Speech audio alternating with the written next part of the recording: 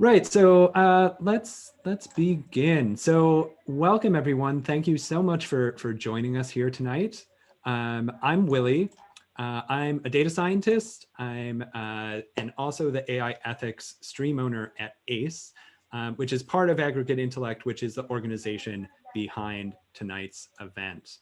I will be saying a few more words about Aggregate Intellect in a couple of minutes, but first, as you come in, we encourage you to mute your microphone, turn on your video, just to make this a pleasant and convivial atmosphere.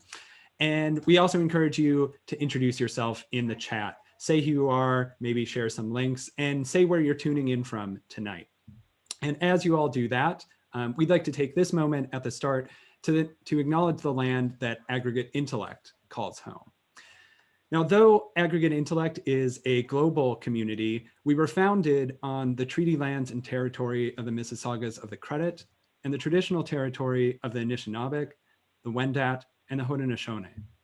Today, the meeting place of Toronto is home to many Indigenous people from across Turtle Island, and we are grateful for the opportunity to work on this land. We also recognize the role that technology has played and continues to play in the colonization of this land and its native people. And tonight, we are especially mindful of how technology has been used and continues to be used to politically oppress and control Indigenous people around the world. So as you introduce yourself in the chat and share where you're from, we also encourage you to acknowledge the land that you are on.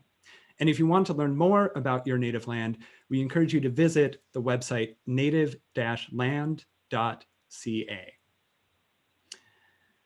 Okay, so we've gathered here tonight to talk about AI for social good. And we at Aggregate Intellect thought that this would be a good way to bring the broader AI and machine learning community together, because although we all come to AI from different backgrounds and experiences and with different specific interests and specializations, for all of us, the work we do has an impact on society. And as AI has come to play a bigger and bigger role in society, we all have an interest in ensuring that AI is used for social good. Now, I'm very excited to tell you a bit more about our specific theme for the evening and to introduce you to the incredible speakers we have. But first, let me tell you a bit about the organization behind this event. Here's me, but let's move on. So what's Aggregate Intellect? Aggregate Intellect is a platform that enables machine learning practitioners and researchers to access the research most relevant to their use cases in an accelerated manner. We offer free and premium content in machine learning research, engineering, and products, as well as access to a global network of experts. So this is how it works. At the core of what we do, we have streams. And you can think of a stream as a subdomain that covers a specific machine learning topic. So we have a natural language processing stream, we have a reinforcement learning stream, we have an AI ethics stream, and literally dozens more. And each stream covers how that subdomain relates to research, engineering, products, and so on. Now, we run various events within each stream, such as technical spotlights, where we have authors present their research, as well as hands-on workshops that show you how to build end-to-end applications. And for our social events, we focus on 3 different pillars. First, AI for social good events like this one, diversity and inclusion events like our Women in AI series, and trivia nights for something a bit more fun. Now, the content itself is delivered through various mediums, YouTube videos, Zoom meetups, Jupyter notebooks, email newsletters, and an expert network where you can get advice from our subject matter experts on all your specific machine learning needs. And as streams are at the core of our platform, I'd like to quickly introduce you to some of our awesome stream owners. As you'll see, we have lots of stream owners right now, but we're always looking for more. So if you'd like to join us, either by joining an existing stream or starting one of your own, please reach out to us. We'd love to hear from you. And even if you don't want to become a stream owner, but you just like to learn more about aggregate intellect and everything we do, we encourage you to become a member. It's free. Just go to our website at ai.science and register to create an account and become a member there. One last announcement from Aggregate Intellect, which is just an advertisement for our next social event, which is our next machine learning trivia night, which also this quarter is going to be on the theme of politics. This is going to be 2 weeks from now, same time, same Zoom place. The registration is not quite up yet, but if you become a member, follow us at ai.science or on Twitter here, you'll get the announcement and you can sign up there. Okay, so this event couldn't have come together just all on our own, and we have an awesome community partner for this event in NYAI. And we also have Miriam Farouk, the founder and director of NYAI, here with us as our co-host for the evening. So I now like to take a moment to turn things over to Miriam so she can tell you a bit more about NYAI. Awesome. Thank you, Willie. And thank you, everyone, for joining tonight. My name is Miriam Farouk, and I'm the founder and director of nyai.co. On the next slide, we have a little information here. We are a social impact organization focused on events and education. We started in New York City, but do events all across the country and now virtually now. And a portion of our proceeds goes to fund a free Intro to AI workshop series for kids from marginalized backgrounds. And we're always looking for other organizations to partner with and further the mission of diversity inclusion within AI. And one of those organizations is here tonight. Before I get there, sorry, Willie, just back on the slide last time. Forgot to say, if you'd like to join the community and find out more information, you can join the website at nyai.co. And if you're interested in partnering with us, sharing your mission with the global AI community, you can sponsor or partner an event. We'd love to hear from you as well. My email is right there in the top right, and I'll drop it in the chat. Thanks. So on the next slide, we are excited to have Yeti here, the Youth for Ethical Technology Institute. They are a student-led 501c3 nonprofit organizing advancing technology as a force for good through discourse, education, and advocacy. They study the harms of technology under interdisciplinary conditions and work for accountability in tech through educational programs and online advocacy work. You can follow them on Instagram at Youth for Ethical Tech. You can check out their newsletter and also sign up for their free AI ethics course for 5th through 8th graders. And again, we'll be sharing all of this information in a follow-up email on both the Aggregate Intellect newsletter and the NYAI newsletter. So thank you all for joining. Excited to be here, and let's get started. Wonderful. Thank you, Willie. So we are super excited to introduce our first speaker, Miss Emily Saltz. She is currently a research fellow at the Partnership on AI, or PAI. Prior to joining that, she was a UX lead for the News Province project at the New York Times and a UX researcher and designer at Bloomberg LP. She has an MHCI in human-computer interaction from Carnegie Mellon, yay, Pittsburgh. And she joins us tonight to talk about designing misinformation interventions for a polarized public.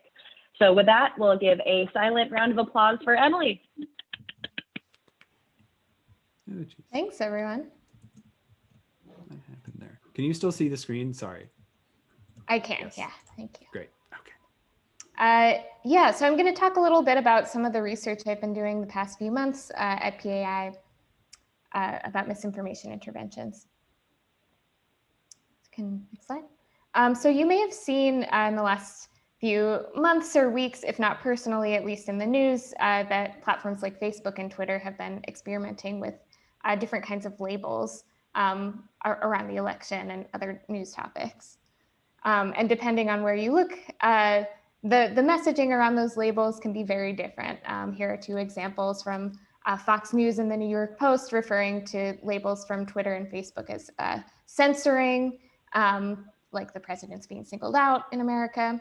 And on the left Democratic side, it's almost the opposite of message, that they're not doing enough. So a lot of different messaging around this recently. So what are platforms actually doing to address misinformation lately? Well, first, this is a diagram from PolitiFact that I think gives a good overview of just how different it is platform by platform. So starting with how do you even classify something as misinformation and disinformation? And so almost every platform has a policy. Those policies can be very different. Some have fact-checking partnerships, a lot of different levels of granularity. And then what do they do with those? Historically, there's been a lot of use of removal, downranking, or deplatforming accounts. And then increasingly, there's been this practice of labeling, which is something like you just saw in the post previous, and that's really been the focus of my research that I'm going to talk about here. So what happens when a platform like Twitter does something like add this learn how voting by mail is safe and secure message to a tweet by Donald Trump? Here's a graph by Kate Starbird at University of Washington that kind of shows over time what happens around this tweet. And you see this huge surge in quote tweets of conversation around just the fact that a label has been added. So really these labels themselves are becoming kind of focal points. And what are people talking about? Large-scale surveys have shown, at a glance, it might just seem like, people are kind of conflicted. It's all over the place. But once you drill in by political alignment, you can see this really dramatic partisan split where people leaning Republican or identifying as Republican say overwhelmingly disapprove of social media platforms labeling posts, or have little to no confidence in determining accuracy, and almost the opposite for Democrats. So given this reality, how can platforms design interventions such as these labels responsibly, addressing these political realities and user needs and effects on society in America, but also globally, Canada and abroad? So this is where my research comes in at PAI, which is a nonprofit that kind of aims to look across the industry, working with both big tech partners like at Facebook and Google, as well as nonprofit organizations to address AI and media integrity issues. So in March, I joined specifically to explore these questions around labeling.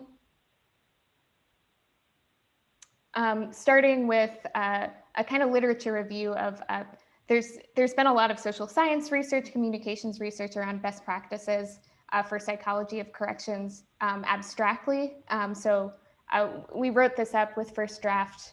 And if you go on to the next slide, this was sort of our starting point as we were thinking about, okay, independent of user realities, like what are some of the best practices that we might already be able to bring to analyze some things that platforms are doing. So we came up with this set of practices that you can read about.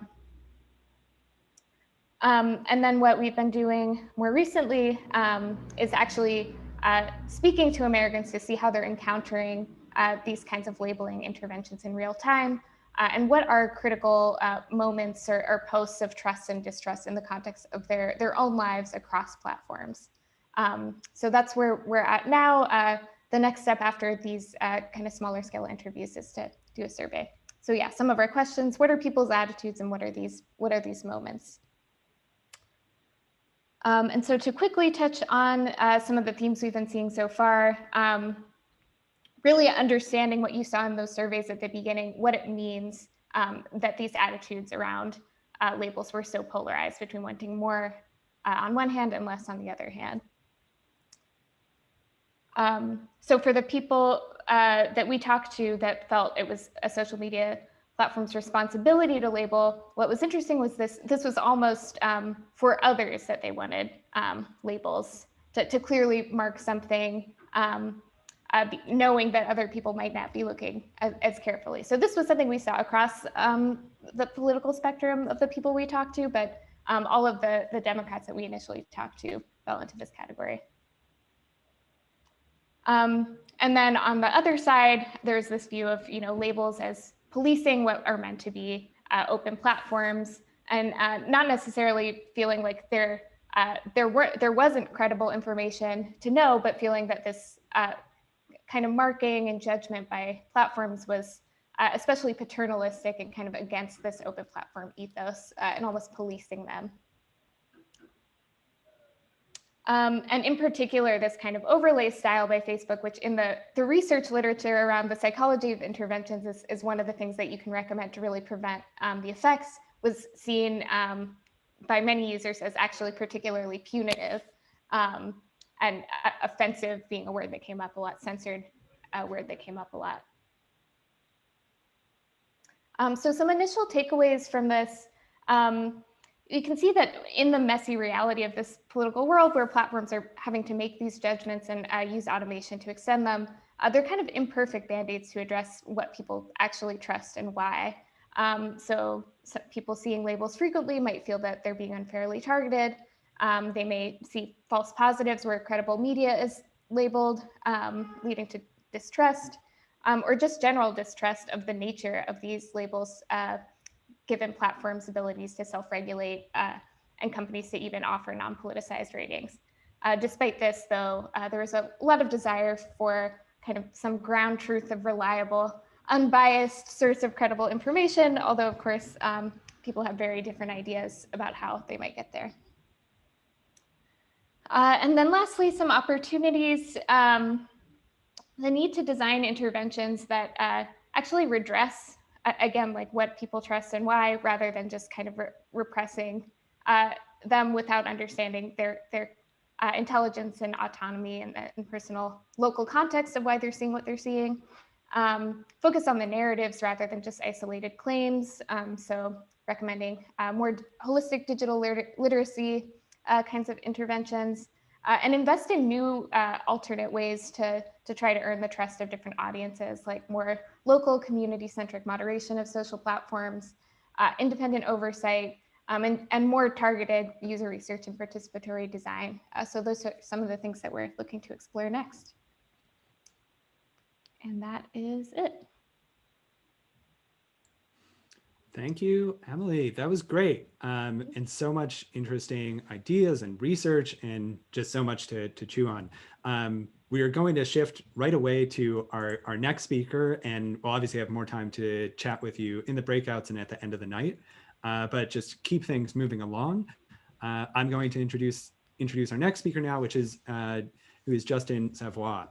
So Justin is the data science lead at Vox Pop Labs in Toronto. Justin holds a BA in economics and politics and an MA in political science at Université Laval. He's currently finishing his PhD in political science at the University of Toronto.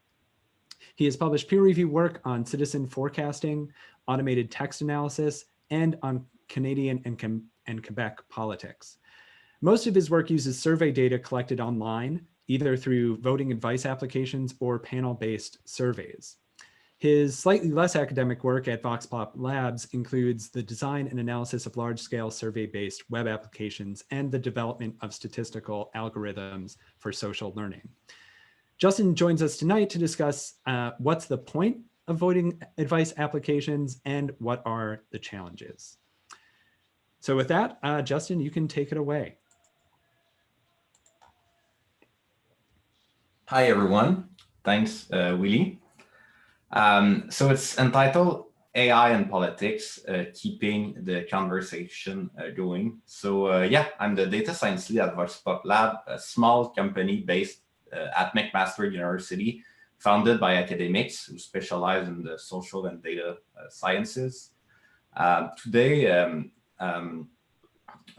my talk is going to be based on my experience at Vox Pop Lab, my experience with civic engagement, web application more generally, to discuss just the general idea of using AI to do stuff in politics. The reflection I'm proposing is not on privacy or fake news or the nefarious use of algorithms, which are obviously very important questions, but rather on something I work on daily. So just the use of algorithms to map political positions, to shed a new light on the political landscape, just generally to help citizens better understand complex political issues in their society. So at Vox Pop Lab, we create survey-based civic engagement applications like the one you see. Here is our most well-known. It's called Vote Compass. Vote Compass has been presented in Canada, in Australia, in New Zealand, in the US, in France, in Germany, in Brazil. Over 15 million people have used it, and we have had approximately 35 editions of it at the national, provincial, state, and mayoral level. So it's ran during campaigns. Vote Compass, it's a civic engagement application. So based on the responses to a set of policy propositions, such as the one you see right now, that are relevant to a given election campaign, but that are also just about like important ideological issues generally. Users are provided with an assessment of their position in the political landscape and their proximity to each of the parties included in the application. So we use statistical methods, and we've used some machine learning algorithms in the past to represent the political landscape, but also to provide analytics to our media partners. So an important part of Vote Compass is the media partnerships that we do with TVNZ in New Zealand, with the CBC in Canada, with ABC in Australia. So in short, we just help people map their views to those of the political parties, and then we provide information on the party's platform. For instance, once you've done, yes, this one, thanks. Once you did the tool, you get more information related to all the issues. You get links to sources of the different platforms of all the parties. And then finally, we also help journalists report on those views, report on the differences between parties, report on what citizens, on what respondents think. And we encourage a lively debate on social media and in the regular media through journalists. So we really use algorithms. The main algorithm in Vote Compass is a variation of factor analysis. It's Bayesian ideal points. So we use those algorithms to help citizens start the conversation on politics. Relatedly, here is an interesting idea. It's not by us. It's somewhat controversial. I would present it, I mean, it's a metaphor, but as a radicalization of the general principle that we can use algorithms to help us do politics. It's a radicalization of the idea behind what we do through Vote Compass. It's an idea presented by Chilean scientist Cesar Hidalgo, and it's called augmented democracy. Augmented democracy is a democracy in which people are represented directly by personalized digital twins powered by artificial intelligence. So those digital twins, or those avatars, are trained using various algorithms and fed data from your opinions, your preferences, your hobbies, whatever you are willing to feed the algorithm. All this while being as transparent as possible regarding the data and the algorithm that are used in the avatars. It's not simple at all. It's not unanimous. It's controversial, but it's the idea. And the idea is that it could start small, first in school, then in workplaces, then in small communities, but just to start the conversation and see where it leads. Many criticisms can be formulated of a tool like Vote Compass, which is one of the tools. We do other tools also, but Vote Compass is our flagship tool, or of Hidalgo's quite radical augmented democracy. I'll just highlight one. It's the idea that these initiatives are based on unstated presupposition. In particular, that it's based on the presupposition that the main objective of a democracy is the aggregation of individual interests rather than deliberation or horizontal dynamic processes of opinion formation. Actors interact together, and so not everyone agree that a democracy should be the type of things that are assumed by such presupposition. The general point of my talk is just to say that I think it's important to keep a conversation going with respect to what tools and algorithms can and cannot do. There is not an easy and a clean answer to that question. It's a constant negotiation between actors and in society. Right now, I think of algorithmic tools as helpers, be it vote compass or augmented democracies. These are tools, and they help to start and to foster a conversation about politics. Those tools, they often also help us on specific tasks, for instance, by putting the focus on public policy issues and how the parties differ on these issues, which is what Vote Compass does, or by automating information retrieval tasks, which is, I'm sure, what a lot of you do. They build like architecture with databases and automate specific tasks and help some of your clients to just to do something that's specific. It can be about politics or it can be about anything else. And then we move the discussion from there. So the discussion for AI and politics has to start somewhere. The thing with AI and politics is that it often sounds very intimidating, and for good reasons. AI has been used very unethically in the past, but it doesn't have to be. So I conclude with this quote. Intelligence is the capacity to do the right thing at the right time. It is the ability to respond to the opportunities and challenges presented by a context. This simple definition is important because it demystifies intelligence and through it AI. It clarifies both intelligence's limit and our own social responsibility in two ways. So intelligence is a process, one that operates at a place and in a moment. So as long as we don't have a general AI, which we don't have, algorithms should be helpers.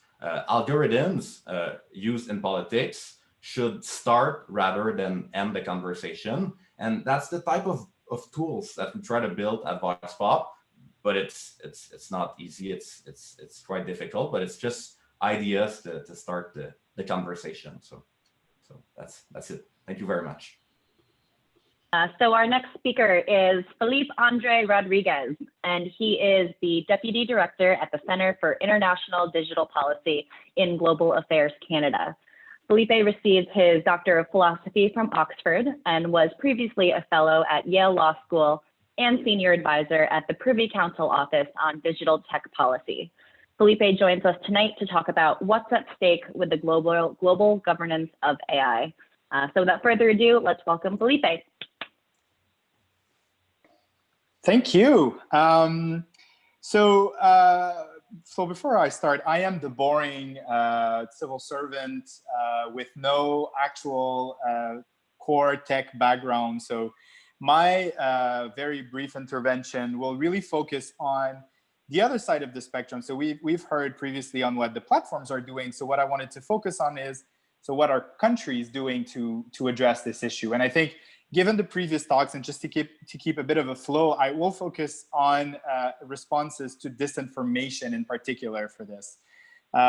So basically, in, let's say, quote unquote, the Western response to the disinformation problem, there's been, I would say, 5 main approaches. And I'm going to try to address the 5. So the first thing to know is obviously that a lot of this regulatory attempt or this policy attempt to fix, quote unquote, the issue with disinformation was really a follow-up to the threshold moment that was Cambridge Analytica and the follow-up scandal in France, which was the Macron leak. So for those of you, I assume most of you will be familiar with those 2 moments in time, but perhaps with the Macron leaks, were less well known. Basically what happened is that there was a very, very coordinated attempt by what everybody now recognizes to be Russia to undermine the presidential elections in France in favor of the extreme right party in place that was running for office there, the Front National, by undermining the bid by now President Macron. By releasing a lot of documents online and running a very extensive disinformation campaign around it. So the 5 main regulatory answers that we've seen.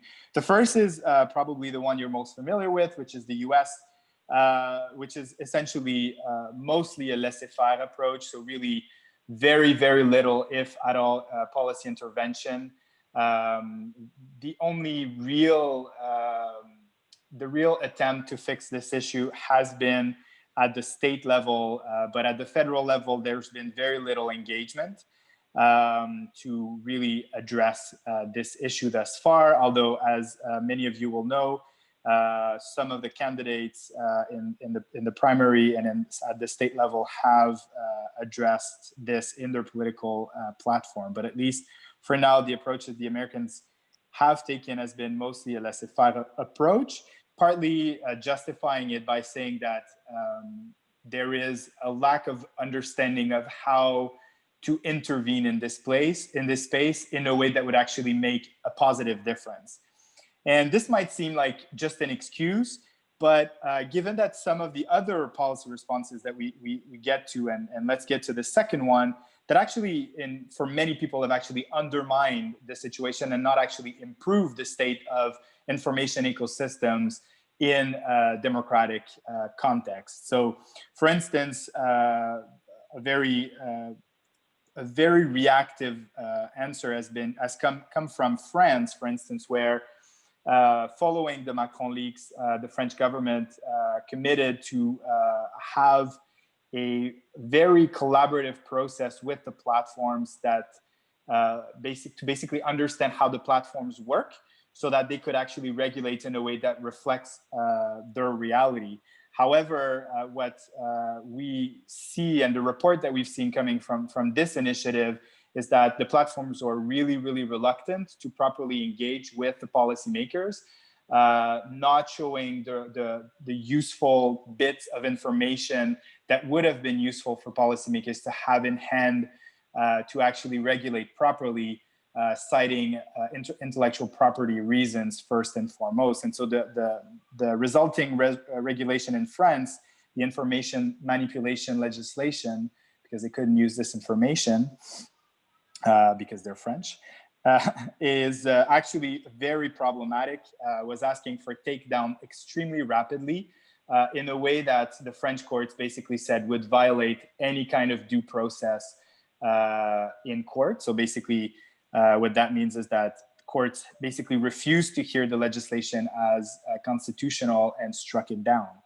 In Germany and Australia, the approach has been a bit different. It's been to kind of bifurcate the issue by not focusing on disinformation, but really to focus on what is already illegal content, so hateful content, xenophobic content, calls for genocide. So in the German case, it is infamously known as the NetzDG legislation. In Australia, the regulation was passed following the Christchurch massacre that most of you will be familiar with. And in both cases, what we've seen is really a lack of technical understanding of the impact of what the regulation is requiring on platforms. So this is where really having a better collaboration with technical experts becomes so important, because basically Germany required very, very massive takedowns that really undermined human rights and in particular freedom of expression in Europe. And the case and the legislation are presently before European courts. The UK is another approach where the UK basically said, we're going to take our time, we're going to actually consult civil society broadly, put out a green paper, which is essentially a paper asking for feedback from civil society, and after a white paper outlining their approach, which is really to take a very holistic approach to the issue. It's called the Online Harms White Paper, and really to create a new regulator for this issue. This is not yet passed before Parliament, but the idea would be to really give that regulator a lot of power to oversee this. And finally, I'll mention the Canadian approach, which has been to really focus on two main pillars. The first is transparency. So really, there are now requirements on platforms in terms of information, especially around targeted advertising around elections.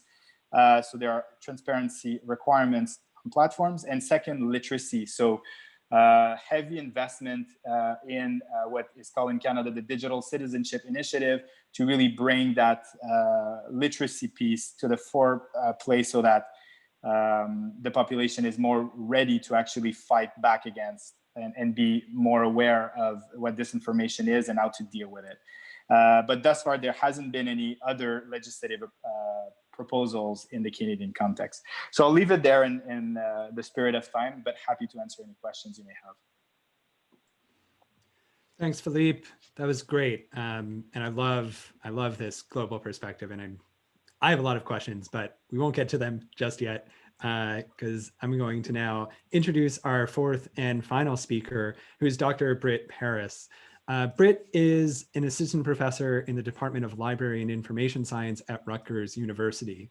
She is a critical informatics scholar studying how groups build, use, and understand information systems according to their values, and how these systems influence evidentiary standards and political action. Britt has her MA in Media Studies from the New School in New York City and her PhD in Information Studies from the University of California, Los Angeles. In 2018 to 2019, she was a postdoctoral researcher at Data and Society Research Institute, where she remains a research affiliate. And Britt joins us tonight to talk about audiovisual evidence and information vulnerability online. Hi, I'm happy to have this opportunity to talk to you all a little bit about my research. So my current work roots current problems with audiovisual evidence in a sort of socio-technical frame to argue that now, as ever, this has always been true, that truth is contingent upon long existing power dynamics among institutions, experts, amateurs, and the rest of society. So today I'm going to be talking a little bit about both current and historical examples, showing that the current panic surrounding deepfakes, or these new sophisticated modes of artificial intelligence generated media production, gets a few things wrong. And as I talk about this, I'm going to explain some things about how power and inequality is built into the technologies that we use, and make some arguments about how we need to and how we might question basic ethical assumptions that we have about the systems that we build and the systems that we use. Okay, slide. So in a report that I published late last year, I suggest that the proliferation of these audiovisual fakes that are generated from these sophisticated machine learning models, or deep fakes, are just as dangerous, if not, significantly less dangerous as cheap fakes that are produced through conventional methods of, basic video editing with free software, or simply, recontextualizing old video, with a different sort of title or caption with it. And, this requires more than technical solutions. These cheap fakes require more than technical solutions to address the real information vulnerabilities and negative social consequence that, result. So the current phenomenon with fakes also requires, I think, meaningful engagement with social, cultural, and historical context of truth, like I just mentioned. And these really entail thorny issues of understanding how mediated expression becomes evidenced in these, nuanced sort of insular scenarios. So this spectrum here charts is from my research, and charts specific examples, drawn from a number of examples in a typology and all of that good stuff, right? But this charts specific examples of audiovisual manipulation that illustrate how, deep fakes on one hand, on the left side, and cheap fakes on the right side sort of differ in technical sophistication, barriers to entry, and techniques. So both technically sophisticated and these exceedingly simple techniques can be used in many ways, right? In works of parody, in works of art, and works of fiction. But the problems, as we all know, really arise whenever these techniques are used to create works that are interpreted as evidence. And when that happens, despite the techniques or the intentions behind the production, this manipulated media becomes a tool for changing or maintaining, very serious distributions of power. Slide again.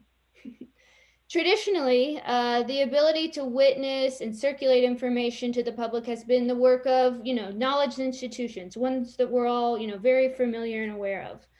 Journalism, the courts, the academy, museums, other cultural institutions, law enforcement sometimes.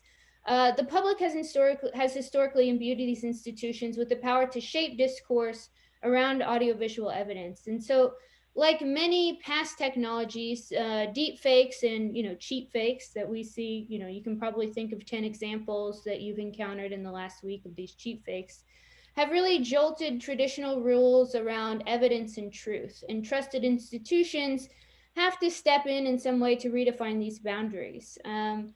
This process, however, risks, that a few experts will gain, juridical, economic, discursive power, further entrenching these sort of social and political and cultural hierarchies. And traditionally, the way this has worked is those without the power to negotiate truth are usually those people who are at the receiving end of systemic oppression, people of color, women, LGBTQIA individuals, folks in the global South. These groups have been, left vulnerable to increased harms. So in a contemporary update, I'll say a slide again. In the contemporary update of the problems raised by, early amateur photography and film that I just showed on the last slide, cable television, even the introduction of graphical user interfaces in the early web, the problems around audiovisual propaganda or disinformation, misinformation on social media platforms today are a result of socio-technical vulnerabilities in online information spaces. The technical capacities to promote rapid and pervasive information spread in politically and socially fraught context is, really what we're dealing with right now. So various parties exploit these vulnerabilities to undermine how we think about knowledge and what even, we might do on the basis of this knowledge. So at present, you see here the coverage of these new, artificial intelligence generated, audiovisual content. The press coverage really denounces this amateur production of this deepfake content as, the end of reality as we know it. Journalists and politicians alike worry that this technology will be used to tamper with elections, to compromise national security, or to foment widespread violence. But I think what this coverage has missed is that these new methods of production, don't have to be generated. These new methods of production aren't really the problem. We already have, an onslaught of misinformation, of, false audiovisual content that's not generated through, any sort of technically sophisticated means, and that is already, incredibly dangerous to society. So conventionally produced audiovisual fakes are, already a problem. I need a slide here. Yeah, thank you. In a recent example in 2018, I'm sure you're all very aware of this, audiovisual clips of children that were killed in a deadly 2013 Syrian nerve gas attack. These audiovisual clips were decontextualized and posted on WhatsApp by still unknown actors to appear as evidence that outsiders in rural India were kidnapping and murdering children. And WhatsApp is sort of a nuanced platform in and of itself. It's an unmoderated, encrypted platform where small networks of, friends, family, interest groups, whomever, share information privately. And these messages spread across WhatsApp in 2018 like wildfire without any sort of meaningful oversight from the platform or its owner, Facebook. And it fomented violence and even murder in rural India. So this example, along with many others that I'm sure you can sort of think of top of mind, clearly shows that at present, platforms are very ill-equipped to handle fake audiovisual content, even when these videos are not generated with sophisticated artificial intelligence.